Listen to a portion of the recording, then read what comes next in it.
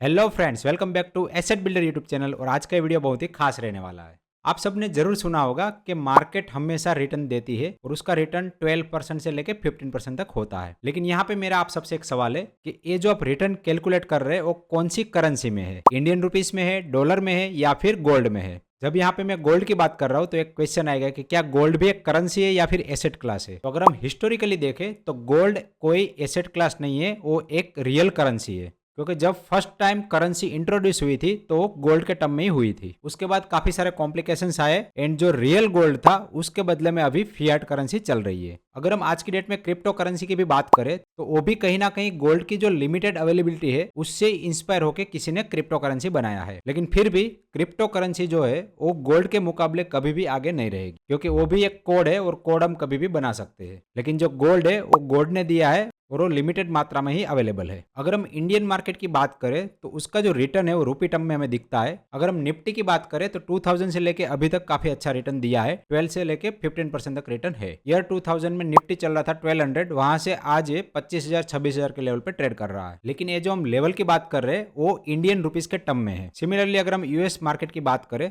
तो वहां पर भी S&P 500 ने काफी अच्छा रिटर्न दिया है। 1930 में S&P 500 $25 की प्राइस पे ट्रेड कर रहा था, जो कि आज की डेट में लगभग $7,000 के आसपास ट्रेड कर रहा है। तो यहाँ पे हम INR एंड USD के फॉर्म में देखें तो Indian market and American market दोनों ने अच्छा रिटर्न दिया है। लेकिन आपको क्या लगता है कि जो INR और USD है वो रियल करेंसी है? तो यहाँ पे मेरा आंसर है कि नहीं। इंडियन रुपीज इंडियन गवर्नमेंट जितना चाहे उतना प्रिंट कर सकती है। सिमिलरली यूएस डॉलर भी यूएस गवर्नमेंट जितना चाहे उतना प्रिंट कर सकती है और जो प्रिंट किया हुआ इन्फ्लेशन है उसको एक्सपोर्ट भी कर सकते हैं। तो यहाँ पे बाकी देशों की करेंसी के मुकाबले यूएसडी के पास अपर हैंड है, लेकिन फिर भी उस करेंसी की वैल्यू भी डिफ्लेट होती है। तो यहाँ पे हमें जो सारी चीज दिख रही है कि इन्फ्लेशन की वजह से सारी चीजों के रेट बढ़ रहे हैं, एक्चुअल में कोई भी चीजों के रेट बढ़ नहीं रहे। लेकिन उससे उल्टा यहाँ पे हम जो करेंसी यूज कर रहे हैं वो करेंसी की जो वैल्यू है वो वैल्यू कम हो रही है। तो हमारे पास कोई एक यूनिवर्सल ऐसी करेंसी होनी चाहिए कि जिसकी वैल्यू कम ना हो, और ऐसी करेंसी सिर्फ कुछ मेटल से हो सकती है जैसे गोल्ड और सिल्वर, क्योंकि ये जो मेटल है वो नेचर में बहुत ही लिमिटेड है, इसीलिए कोई भी इसको प्रिंट नहीं कर सकता और इसकी जो रियल वैल्यू है वो एज इट इज रहेगी। तो अब आपको ये तो समझ में आ गया कि जो गोल्ड है वो रियल करेंसी है। तो हमारा जो मार्केट में इन्वेस्टमेंट करने का पर्पज है वो है वेल्थ क्रिएशन। तो हमारा जो रिटर्न है वो भी गोल्ड के फॉर्म में होना चाहिए। यहाँ पे हम इजीनेस के लिए जो S&P 500 है उसको हम डॉलर के टर्म में लेते थे, उसको हम डिवाइड कर देते हैं गोल्ड के साथ। इंटरनेशनली जो गोल्ड का प्राइस है वो प्राइस होता है डॉलर पर आउंस, मतलब एक आउंस इज इक्वल टू लगभग इंडियन टर्म में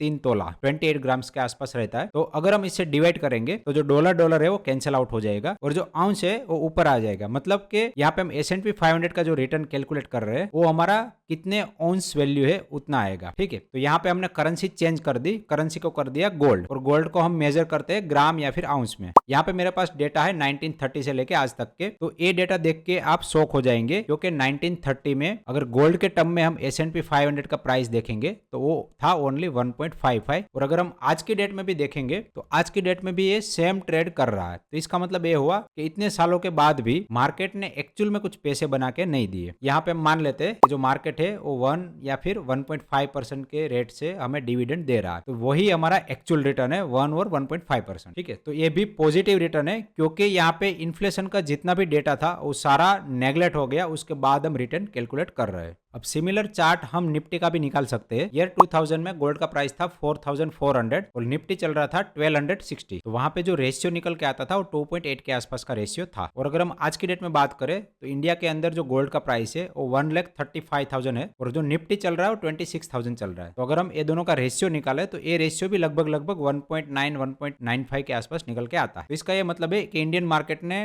2000 के बाद से अगर हम गोल्ड टर्म में बात करें तो कोई रिटर्न दिया ही नहीं है। आप सिंपली गोल्ड लेके बैठ जाते तो भी आपका जो वेल्थ है वो प्रिजर्व हो जाता, क्योंकि वेल्थ भी हमें यहाँ पे रियल करेंसी के फॉर्म में कैलकुलेट करना है कि आपके पास अगर 1 kg गोल्ड जितना वेल्थ है तो आफ्टर 25 ईयर उससे ज्यादा अगर वेल्थ है, मतलब 1 kg की जगह 1.2 kg या फिर 1.5 kg वेल्थ है, तभी आपका जो वेल्थ है वो ग्रो हुआ है। अदरवाइज आपके पास वेल्थ जो है ओनली प्रिजर्व हुआ है। ठीक है, तो आप सिंपली निफ्टी में अगर इन्वेस्ट करते तो आपका जो वेल्थ है वो क्रिएट तो नहीं होता, लेकिन थोड़ा सा डिक्रीज ही होता, और यहाँ पे हमें जो डिविडेंड यील्ड मिल रहा है वही हमारा एक्चुअल रिटर्न बनता। अब ये सारी चीज एक्चुअल में डाइजेस्ट करना थोड़ा सा मुश्किल है, लेकिन इसका हम एक सॉल्यूशन कर सकते हैं। देखिए, आज से कुछ साल पहले के आप सोचिए, 2-3 साल पहले, तब हर जगह आपको यूट्यूब में ऐसे ही वीडियो दिखाई देते होंगे कि गोल्ड इतना काम का नहीं है, गोल्ड सिर्फ और सिर्फ मनी को प्रिजर्व करता है, वो आपका कैश बैलेंस है, उससे कोई अच्छा रिटर्न नहीं बनता। मार्केट ऑलवेज बीट करता है गोल्ड को। इवन के वॉरेन बफेट ने भी कहा है कि अगर आप गोल्ड में इन्वेस्ट कर रहे हैं मतलब आप फियर में इन्वेस्ट कर रहे हैं, मतलब आप मार्केट से फियरफुल है, इसीलिए आप गोल्ड में इन्वेस्ट कर रहे हैं। तो वहां पे गोल्ड के अगेंस्ट में बातें चल रही थी, और अगर आप आज की डेट में देखेंगे तो सारी जो बातें हैं वो गोल्ड के फेवर में चल रही है, और ऑलरेडी गोल्ड जो है वो इतना मूव कर चुका है। तो हम सिंपली क्या करते हैं कि निफ्टी का गोल्ड के साथ रेशियो निकालते हैं। यहाँ पे रेशियो निकालते टाइम ध्यान रखें कि गोल्ड का प्राइस भी रुपी में होना चाहिए और निफ्टी का प्राइस भी रुपीज में है, क्योंकि ट्रेडिंग व्यू में इंटरनेशनल गोल्ड भी अवेलेबल है। तो जब हम S&P 500 देखेंगे तो वहां पे डॉलर पर ऑन्स वाला प्राइस लेंगे, और जब हम इंडियन मार्केट देखेंगे तब MCX का जो गोल्ड प्राइस है INR में वो देखेंगे। यहाँ सिंपली हम निफ्टी का रेशियो निकालते हैं, तो ये जो रेशियो है वो 0.25 को टच होता है और ऊपर की साइड 0.4 को टच हो रहा है। ठीक है, तो हमें सिंपली क्या करना है कि मार्केट में मान लीजिए कि आपने 10 लाख रुपए इन्वेस्ट किए हैं, वो अगर विद इन 1 और 2 ईयर आपके डबल हो जाते हैं, मतलब आपके 1 साल या 2 साल में डबल हो गया, मतलब 100% रिटर्न मिल गया, उसके बाद आपको वेल्थ प्रिजर्व करना है। तो जो भी आपका 10 लाख का 20 लाख बन गया, उसमें से कुछ परसेंटेज मतलब 10%, 20%, 30% रेशियो आप अपने हिसाब से डिसाइड कर सकते हैं, उसमें से थोड़ा पैसा निकाल के आपको फिजिकल गोल्ड में इन्वेस्ट कर देना है। ठीक है, अभी हमारे पास सोवरेन गोल्ड बॉन्ड का भी ऑप्शन है, वहां पर भी आप इन्वेस्ट कर सकते हैं, लेकिन जो ETF वगैरह है उसमें थोड़ा सा रिस्क ज्यादा है। आप उसकी जगह फिजिकल गोल्ड लेके रख सकते, जो कि थोड़ा सा फिजिबल नहीं है। तो जब तक हमारे पास SGB का ऑप्शन है, हम वहां से 10 to 20% पोर्टफोलियो खाली करके हमें उसको प्रिजर्व कर दें। कभी ना कभी तो ऐसा होगा कि मार्केट में डाउन टर्न आएगा, तो मार्केट में कभी भी ऐसा नहीं होगा कि निफ्टी और गोल्ड का जो रेशियो है वो बहुत ही ज्यादा ऊपर रहेगा। कभी ना कभी ऐसा होगा कि रेशियो वापस से नीचे आएगा। तो जिस टाइम पे रेशियो नीचे आएगा तो हो सकता है कि मार्केट भी गिर रहा है, गोल्ड भी गिर रहा है, लेकिन मार्केट गिरने की जो रफ्तार है उसके कंपैरिजन में गोल्ड गिरने की रफ्तार कम हो। तो मान लीजिए कि आपने 10 लाख का 22-25 लाख बनाया, उसमें से 7-8 लाख रुपए सेव कर लिए, तो 7-8 लाख रुपए आपके पास गोल्ड में पड़े हुए हैं। कोई भी अनइवन कंडीशन में मार्केट गिरता है या कंसोलिडेट होता है या फिर गोल्ड की प्राइस बढ़ जाती है, तो उस सारी कंडीशन में आपका जो ऑल ओवर पोर्टफोलियो है वो बहुत अच्छी तरीके से परफॉर्म करेगा। हम जनरली क्या करते हैं कि थोड़ा सा कैश में बैठते हैं, थोड़ा सा डेट में इन्वेस्ट करते हैं, तो ये सारे ऑप्शन से सबसे बेटर ऑप्शन है कि आप गोल्ड में बैठ जाइए। ठीक है, अब बारी आती है कि अगेन हम कब इन्वेस्ट करें। तो जैसे आज की डेट में रेशियो बहुत ही कम नजर आ रहा है, मतलब निफ्टी नीचे चल रहा है, गोल्ड ऊपर चल रहा है, तो ऐसे टाइम पे हम वापस से स्विचिंग कर सकते। मान लीजिए कि निफ्टी बहुत ही ज्यादा नीचे चला गया, गोल्ड स्टेबल रहा, या फिर गोल्ड बहुत ही ऊपर चला गया और निफ्टी स्टेबल रहा। ठीक है, दोनों सिनारियो में ये जो रेशियो है वो डाउन रहेगा, तो दोनों आपके लिए फेवरेबल है। तो इस तरह से थोड़ा सा सोच समझ के अगर हम स्विचिंग करते तो धीरे धीरे धीरे हमारा जो रियल मनी का पोर्टफोलियो है, गोल्ड पोर्टफोलियो, वो इंक्रीज हो जाएगा, और कोई भी